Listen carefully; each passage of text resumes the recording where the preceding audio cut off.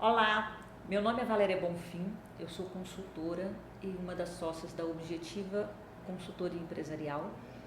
Nós vamos hoje falar a respeito dos impactos aí do Covid-19 nas relações de trabalho, especificamente a respeito da medida provisória que estabeleceu regras trabalhistas durante aí esse período da decretação da calamidade pública. E, evidentemente, a gente não consegue tratar de todos os itens da medida provisória. Então, nós vamos fazer assim um resumo de algumas questões e, posteriormente, a gente volta a falar novamente a respeito desses assuntos. Bom, a primeira coisa que nós vamos falar é a respeito do contrato de trabalho.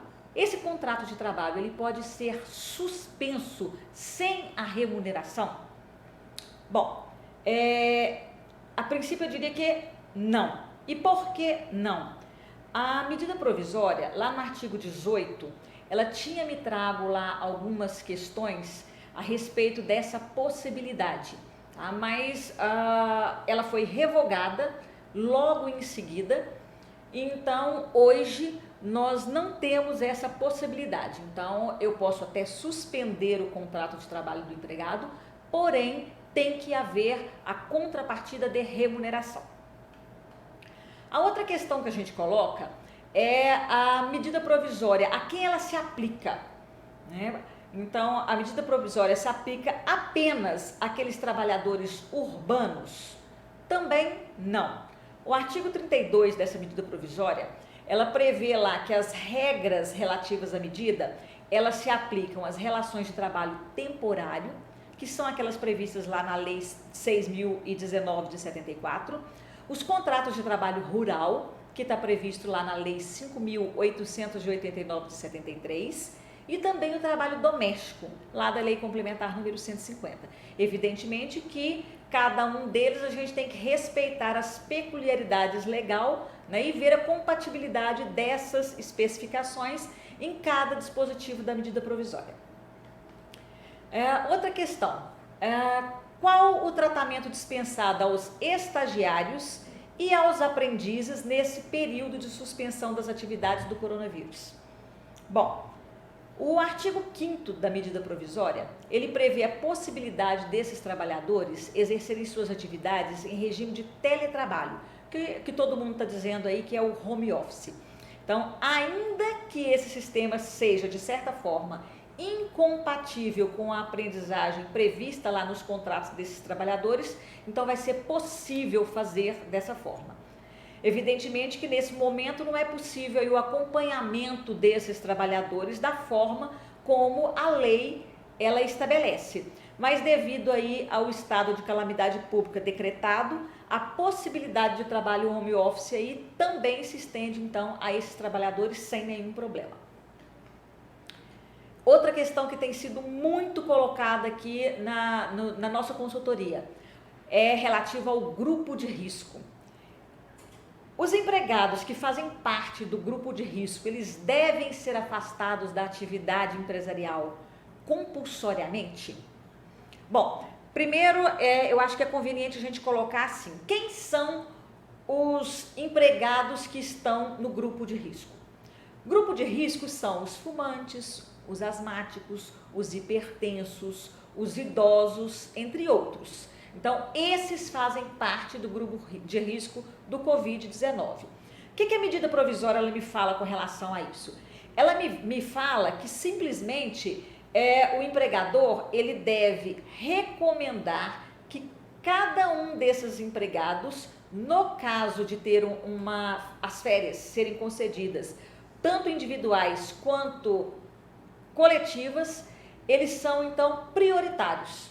Então, se eu vou, por exemplo, a gente sabe que férias coletivas, elas podem ser concedidas a todo o grupo da empresa ou então a determinados setores. Então, e eu posso também fazer um parcelamento disso, vamos dizer assim, um primeiro grupo de 15 pessoas vão usufruir férias agora e quando esse pessoal retornar, eu faço o outro grupo usufruir das férias. Então, nesse caso, prioritariamente os empregados do primeiro grupo, dentro dele devem estar então esses empregados que fazem parte do grupo de risco. Então, aqui é importante, gente, a gente colocar assim, olha, a gente sabe que o artigo 2º da CLT, ele pressupõe que o risco da atividade econômica, ele é do empregador. Então, se ele é do empregador, convém que o empregador, então, faça tudo para que ele não tenha problemas no futuro, tá? Para que, no caso, esses empregados possam usufruir da melhor forma essa suspensão aí, sem ter, no caso, nenhum problema de saúde futuro. Uma outra questão que a gente tem visto muito é a questão das convenções coletivas. Esse é um problema, então, uma questão muito melindrosa. Isso porque, gente, olha, alguns sindicatos, eles têm colocado adendo às suas convenções coletivas, estabelecendo regras para esse período aí de suspensão imposto pelo governo. Só que nesses casos, qual que eu devo utilizar então? A medida provisória ou o texto da convenção coletiva? O que eu observei em algumas convenções que eu tive acesso, evidentemente não tive acesso a todas elas, mas em algumas a gente percebe claramente algumas inconstitucionalidades. Essas medidas provisórias, esses adendos, eles foram feitos se baseando lá no artigo 611-A da CLT, onde ficou estabelecido que aquilo que vamos dizer assim, acordado entre as partes, ele tem prevalência sobre o que é legislado. Tá, de fato, o artigo 611-A, ele me permite, então, fazer um acordo coletivo, uma convenção coletiva, estabelecendo regras diferentes daquilo que está, então, na convenção coletiva. Na convenção não, perdoe, na CLT. Tá, mas essa mesma CLT, lá no artigo 611-B, ela me coloca lá algumas questões, alguns itens que não se pode, que é ilícito ter negociação coletiva sobre aquelas questões. É o caso, por exemplo, de salários, é o caso, por exemplo, de salário, quando eu digo salário, gente, é salário mínimo, tá? É o caso, por exemplo, de férias e outras questões, 13º, repouso semanal remunerado. Então, essas questões não podem ter alterações, tá? Por convenção coletiva. Tá. Então, o que a gente percebe nessas convenções coletivas, desses adendos que foram publicados aí por cada um desses sindicatos? A gente observa assim, olha, que por exemplo, eu tenho uma convenção coletiva que me fala que eu posso parcelar as férias em até 4 vezes. Eu entendo que isso não seria possível, que isso seria inconstitucional, porque o próprio artigo 611-B da CLT, ele me fala que férias é um dos itens que não pode haver negociação coletiva. Então, a meu ver, não seria possível. Outra questão, a suspensão do contrato de trabalho sem que haja remuneração. A meu ver, também inconstitucional, tá? Isso porque a gente tem lá a regra da Constituição Federal que me fala, lá no artigo 7º, inciso 6, que estabelece lá o princípio da irredutibilidade salarial. Então, veja, eu estou reduzindo a 0 o salário do meu empregado. Então, é inconstitucional, não tem a menor dúvida disso. Tanto é verdade que o artigo 18 da medida provisória, que previa aí uma suspensão sem que houvesse pagamento de remuneração, ele foi, no caso, revogado. Bom, outra questão. Posso utilizar a medida provisória 927 de forma retroativa? Eu entendo que sim. Aliás, não só eu entendo, o artigo 36 da medida provisória permite essa retroação. Isso porque, assim, devido aí à gravidade do caso, muitos empregadores, eles se viram obrigados aí a adotar medidas sem que tivesse certeza aí da validade dessas medidas. Por exemplo, férias, tá? A gente teve muitos empregadores que concederam férias, né, imediatas para os seus empregados, sem respeitar ali aquele prazo de 30 dias. Aí veio a medida provisória e me falou, não, eu posso fazer com 48 horas. Tá, mas eu já fiz isso lá atrás. A medida provisória no artigo 36, ela convalidou então essa medida da empresa, porque foi uma medida emergencial necessária, tá? Eu só tenho que observar o seguinte, essas medidas que eu tomei, tá, anteriores à medida provisória, eu tenho que observar que elas não podem ser diferentes daquilo que diz então a medida. Elas não podem reduzir direitos além daquilo que está estabelecido na medida provisória, tá? Então, nesse caso aí, tudo o que foi feito, eu tenho que observar a medida provisória para poder ver a compatibilidade, porque ela não pode contrariar os termos da própria medida provisória. Bom, nosso próximo item, férias. Vamos falar então de férias individuais e férias coletivas. A primeira coisa que eu acho que a gente tem que deixar bem claro é que as regras das férias coletivas e das férias individuais, elas não são equiparadas na medida provisória. Tanto é que elas estão em capítulos diferentes. Isso significa o quê? Que nem tudo aquilo que está escrito de regra, que foi estabelecido como regra para as férias individuais, se aplicam às férias coletivas. A gente vai ver isso daqui a pouquinho, porque nós vamos falar então de cada uma delas diferentemente. Vamos começar então com as férias individuais.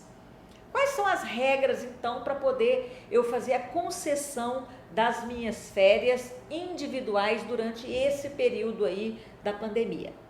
A primeira questão a ser observada, comunicação. Diferente do que diz a lei, né, a CLT, aqui é permitido que eu faça esse comunicado com apenas 48 horas de antecedência. Agora, é importante observar assim, gente, que a medida provisória, ela está falando assim, que ela deve ser feita por escrito ou por qualquer meio eletrônico. Então, eu não posso conceder essas férias para o empregado e deixar, depois lá na frente eu formalizo. Não. Eu faço um documento escrito, ou então, se o meu empregado, vamos dizer que eu resolva lá que eu tenha suspendido o contrato do empregado, mandei ele no primeiro momento embora para casa, e agora, depois da medida provisória, eu resolvo então que a gente vai fazer então férias individuais. O empregado lá, eu resolvo conceder férias individuais para esse empregado. Manda uma mensagem para ele por e-mail, manda uma mensagem pelo WhatsApp. Hoje a gente tem aí diversos meios eletrônicos que é possível a gente fazer isso. Então, manda e pede para o empregado devolver para você com um aceite. Feito isso, você, no caso lá, cumpriu a regra da comunicação. Bom, em relação ao período de gozo, ele não pode ser inferior, então, a 5 dias corridos. Então, vou conceder férias individuais para o empregado, não pode ser menor do que 5 dias. E se o período aquisitivo do empregado, ele não estiver completo? As férias individuais, elas vão poder ser concedidas ainda assim? Podem, tá? A legislação, no caso aqui, a medida provisória, ela estabelece que se eu fizer um acordo com o empregado, eu posso sim antecipar esse período aquisitivo dele sem nenhum problema. E o empregado, ele pode se recusar a usufruir as férias nesse momento? Não. A decisão das férias aí é do empregador. Portanto, o empregador não pode se recusar a usufruí-las. Tá? Então, eu vou documentar essas férias, estabelecendo lá que o empregado, ele vai usufruir das férias antecipadamente, tá? Então, faço, no caso lá, uma espécie de um acordinho com o empregado, né? Na verdade, não é nenhum acordo, é uma formalização, então, dessa concessão de férias, né? informando aí que com prazo de 48 horas de antecedência e colocando no caso aí essas regrinhas. Então, o empregado nesse caso não pode se recusar então a usufruir essas férias. A outra questão que a medida provisória fala é a possibilidade de eu conceder aí férias em períodos futuros. O que significa isso? Significa que eu vou poder antecipar períodos aquisitivos posteriores ao que eu tenho hoje.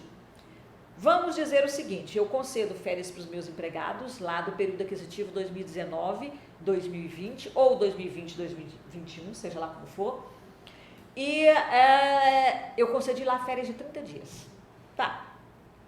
Vamos dizer que esse período de pandemia aí, ele se estenda um pouco mais do que a gente está aí prevendo. Então, eu posso ainda antecipar. Se eu concedi 19, 20, eu posso antecipar o período aquisitivo, então, 2020 e 2021. Posso antecipar o 2021, 2022 e assim por diante. A única observação que eu tenho a fazer com relação aí a essa questão é que eu tenho que lembrar assim, gente, ó, o risco da atividade é do empregador. É aquilo que a gente sempre tem dito aí, ó. Então, o que pode acontecer lá na frente? O parágrafo 5º do artigo 477 da CLT, ele me estabelece lá um limite de desconto equivalente a uma remuneração do empregado quando eu tenho uma rescisão contratual. Então, o que pode acontecer se eu tiver antecipado aí períodos aquisitivos posteriores do empregado? Bom, vamos dizer que daqui a 5 meses, 1 mês, 1 ano, eu resolvo então dispensar esse empregado sem justa causa. Ou que ele peça demissão, não vai fazer diferença. A questão é que, lembra do período aquisitivo que eu antecipei para o meu empregado? Pois é, eu só vou poder descontar do empregado aquilo que corresponde a uma remuneração dele. Então, se eu tiver antecipado, por exemplo, 2, 3 períodos aquisitivos, eu só vou poder descontar um. E, como o risco da atividade é do empregador, esse prejuízo vai ficar para quem? Para o empregador. Ok? Bom, outra questão com relação a férias individuais. É até interessante a gente observar que foi tratado apenas para profissionais da área de saúde e de funções essenciais, uma regra excepcional, que me estabelece o seguinte, que esses empregados, eles vão poder ter as férias deles interrompidas, se elas já estiverem em curso, sem que haja, no caso, uma comunicação superior ao prazo de 48 horas. Então, o que eu tenho que fazer? Vamos dizer que eu tenha um enfermeiro no meu hospital. Então, esse empregado, esse enfermeiro, ele está de férias. Nesse período da pandemia, a gente sabe que a gente vai precisar de profissionais da saúde mais do que qualquer outro, né? Então, tá. Eu posso convocar esse empregado a retornar ao trabalho, bastando que eu faça um comunicado para ele com 48 horas de antecedência, por escrito ou através de algum meio eletrônico. Aí eu estou validando essa convocação e eu não vou ter nenhum tipo de problema, tá, administrativo, né, por conta, nem administrativo nem judicial, porque o empregado também não vai poder reclamar isso na justiça, que ele foi convocado a retornar ao trabalho durante o seu período de férias, porque a medida provisória está convalidando, no caso aí, essa possibilidade. Bom, uma questão que que eu acho que a gente tem que deixar bastante clara, é a questão do pagamento das férias. O empregador, a gente sabe assim, que o prazo para o pagamento das férias na CLT, ele é de 2 dias antes do empregado entrar no efetivo gozo das férias. Aqui na medida provisória, ela me estabeleceu uma regra diferente. Ela me estabeleceu que esse prazo, ele vai até o 5º dia útil do mês subsequente ao início do gozo das férias. Isso significa o quê? Ó, se eu estou concedendo férias para o meu empregado agora dentro do mês de março, então eu tenho até o 5º dia útil do mês de abril para efetuar o pagamento dessas férias. Se eu estiver concedendo as férias para o empregado dentro do mês de abril, então a partir de 1º de abril, por exemplo, o empregado ele vai começar a usufruir as férias dele. Então o pagamento dessas férias vai poder acontecer lá no 5º dia útil do mês de maio. Então eu tenho que observar sempre o mês que o empregado está usufruindo as férias. Então o início do gozo das férias foi no mês de março, pago no 5º dia útil do mês de abril. O início foi do mês de abril, pago no 5º dia útil do mês de maio. Ah, foi no mês de maio, pago lá no 5º dia útil do mês de junho. Isso até que a gente tenha aí decretado esse estado de calamidade pública. A partir do momento que terminou, né, que foi no caso aí estabelecido, não, cessou as regras do estado de calamidade, então nós já não podemos mais usar essa regra também, ok?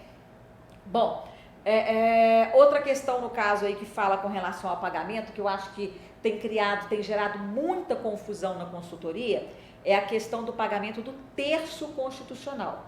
A legislação, ela me falou, a medida provisória, que eu posso fazer o pagamento das férias até o 5º dia útil, como eu falei anteriormente, e o pagamento do terço constitucional das férias, ela me permitiu que fosse pago até o dia 20 de dezembro. Bom, o que a gente vê de problema com relação a esse pagamento do terço constitucional?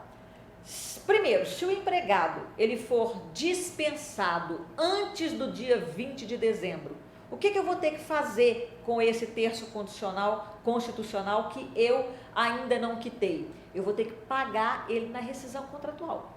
Então, eu vou ter que antecipar, ao invés de pagar lá no dia 20 de dezembro, eu vou antecipar para o dia que eu estiver quitando a minha rescisão contratual. E um problema que eu acho assim que esqueceram de falar com relação aí a esse terço constitucional pago lá no dia 20 é a questão da tributação. A gente, regra geral, a gente observa o seguinte, ó, temos 2 regimes diferentes de tributação. A tributação do imposto de renda, ela é feita através do regime de caixa. Isso significa o quê? Pagando, então, o meu terço constitucional lá no dia 20 de dezembro, eu vou respeitar o regime de caixa, então eu vou fazer a tributação do imposto de renda lá no mês de dezembro. Ok? Tudo bem. Agora, e com relação a INSS, né, a contribuição previdenciária, e o FGTS? Como é que eu vou fazer essa tributação?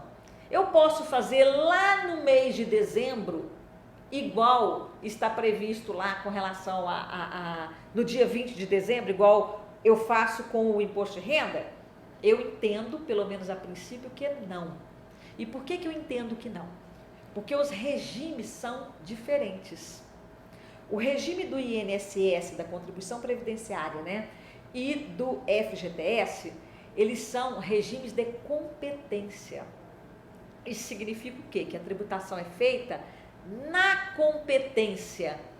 E o que acontece? A gente sabe assim, que a regra geral da tributação é que o acessório, ele acompanha o principal, não é isso? Então, se eu tenho férias que são concedidas dentro do mês de março, né, que seria, no caso, então, o meu pagamento, as férias, no caso aqui, seria o pagamento principal, o terço constitucional, que ele é, no caso, o acessório, ele tem que acompanhar, então, as férias. Então, o que deveria acontecer? Se eu estou usufruindo de férias no mês de março, ainda que o meu pagamento do terço constitucional, ele aconteça lá no dia 20 de dezembro, pelo menos a princípio, se eu for observar a regra da lei, né, o texto da lei, então ele deveria ser pago, então, a tributação dele dentro do mês de março. Agora, como é que eu vou processar isso na minha GFIP, gente? Como é que eu vou processar isso no meu E-Social? É aí que eu digo que eles esqueceram de falar a respeito de como é que eu vou processar essas coisas. Como é que eu vou processar os termos acessórios daquilo que advém no caso aí dessa medida provisória? Então, acredito eu que tanto a Receita Federal do Brasil como a Caixa Econômica Federal, elas devem se pronunciar a respeito de como é que nós vamos fazer essa tributação. Porque senão vai ficar um negócio meio que complicado para a gente, né? Eu não sei aí de que forma que é que nós poderíamos fazer para poder não burlar a legislação. Então, para a gente não ter problema, vamos aguardar então o pronunciamento desses órgãos. Bom, uma outra questão com relação a férias individuais, abono pecuniário. O que é o abono pecuniário? Lembra daquela venda de férias? O empregado tem direito de converter 1/3 das suas férias em abono pecuniário? Nesse caso agora, no período da pandemia, essa possibilidade do abono pecuniário, ela vai depender da concordância do empregador. Então, se o empregador não quiser comprar férias do empregado, ele está autorizado a não o fazer. Bom, dito no caso as regras estabelecidas na medida provisória sobre as férias individuais, vamos falar então das férias coletivas. Voltando a lembrar aqui, férias coletivas e férias individuais estão em capítulos diferentes, então as regras das férias individuais não se aplicam necessariamente às férias coletivas. Bom, o que ficou estabelecido com relação às férias coletivas? Primeiro, com relação ao prazo, é o mesmo das férias individuais. O empregador tem até 48 horas para poder conceder, no caso aí, a comunicação dessas férias. E, com um detalhe, não vai ser necessário ele fazer aquela comunicação prévia para o sindicato da categoria e nem para o órgão local lá da Superintendência Regional do Trabalho. Lembra aqueles 15 dias de antecedência que eu tinha que comunicar a esses órgãos, fazer lá uma relação de todos os empregados que vão usufruir férias coletivas? Então, isso é desnecessário nesse momento, porque a medida provisória, ela estabeleceu que eu não preciso observar essa regra. Outra regra que foi, no caso aí, estabelecida, que não é necessário que eu cumpra. O parágrafo 1º, lá do artigo 139 da CLT, ele prevê que as férias coletivas, elas podem ser concedidas em 2 períodos anuais e o número de dias dessas férias não pode ser inferior a 10 dias.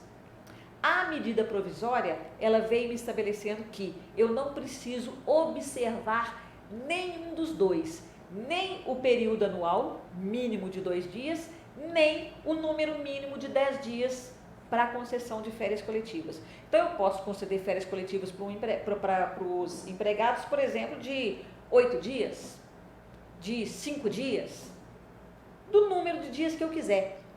1 dia, posso.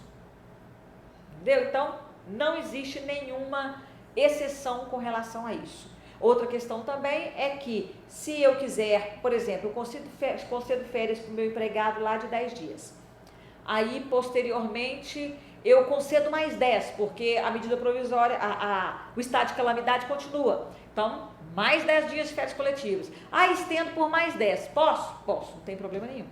Porque a medida provisória, ela estabeleceu que eu não tenho que observar esses períodos anuais. Bom, o que a gente tem com relação a férias coletivas é somente isso, gente. Então, aquelas regras que estão lá, que a gente falou lá, de pagamento, por exemplo, de férias individuais, que eu posso pagar lá no 5º dia útil, que o terço constitucional das férias vão poder ser pagos lá no mês de dezembro, isso então não se aplica às férias coletivas. porque elas estão em capítulos diferentes e elas não contemplaram essa possibilidade para as férias coletivas. Bom, e se o meu empregado, ele tiver então férias coletivas, eu concedo para ele férias coletivas, mas o período aquisitivo dele ainda não está completo. O que eu vou ter que fazer? Eu tenho que lembrar daquela regrinha que fala lá da CLT, licença remunerada. Então, se o meu empregado, eu vou conceder para ele, por exemplo, férias, a empresa resolve conceder 15 dias de férias coletivas agora. Só que o meu empregado, nesse momento, ele só tem direito a 5 dias de férias. Porque ele trabalha na empresa só há 2 meses. Então, 2 dias e meio a cada dia, então ele tem direito somente a 5 dias de férias coletivas. Como é que eu vou fazer com relação a isso? Pago 5 dias de férias coletivas, acrescido lá do terço constitucional, e os 10 dias restantes vou ter que pagar com licença remunerada. Até agora há pouco, pela manhã, nós tivemos aí uma consulta com relação a férias coletivas em que o empregado, ele na verdade não tinha direito nem a 1/12 de férias. Então, nesse caso aí, esse empregado, ele não vai usufruir de férias coletivas. Ele vai usufruir, vai ser de licença remunerada. Todo o período dele, então, vai ser licença remunerada. E para esse empregado, quando eu tenho menos de 12 meses da empresa, o meu período aquisitivo, quando eu saio de férias coletivas, ele não muda? Ele não passa a ser o primeiro dia do retorno do trabalho do empregado? Do retorno não, o primeiro dia do início das férias do empregado? Pois é, nesse caso aí, não vai haver, no caso aí, essa alteração. Porque o empregado, ele não está usufruindo de férias coletivas, ele está usufruindo apenas de licença remunerada. Ok? Bom, o que a gente tem para falar a respeito dessa medida provisória no momento é somente isso. Posteriormente, nós vamos fazer outros vídeos para poder estar fazendo aí explicações, colocando aí um passo a passo para que os nossos consulentes, eles tenham acesso a esse material. Lembrando que no nosso site, lá da Objetiva, www.objetivaedições.com.br, nós temos uma aba chamada Coronavírus e nessa aba nós estamos colocando, disponibilizando todo o material, toda a parte de legislação a respeito aí do Covid-19, tá? E dentre esses materiais que a gente está disponibilizando, eu fiz um material em que eu comento cada um dos artigos relacionados aí à medida provisória 927, tá? Esse material acho que vai poder auxiliar vocês em muita coisa, tá? Porque ele é um material bastante explicativo e eu acho que vai ajudá-los bastante nesse momento.